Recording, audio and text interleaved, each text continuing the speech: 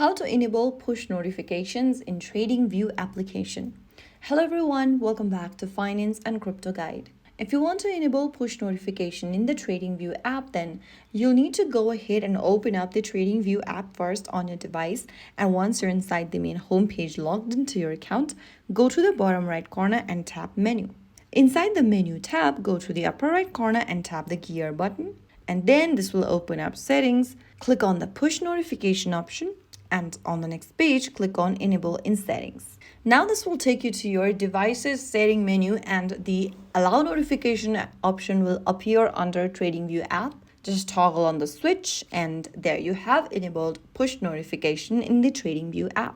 Now after doing so, you can also choose the alert sound you want inside the TradingView app and there you have it. That's how you easily enable push notifications in the TradingView app. Now you'll get real-time alerts directly on your device whenever your trading conditions are triggered. If you found the video helpful, don't forget to like, share, and subscribe to our channel. I will see you again in the next episode. Stay tuned and thanks for watching.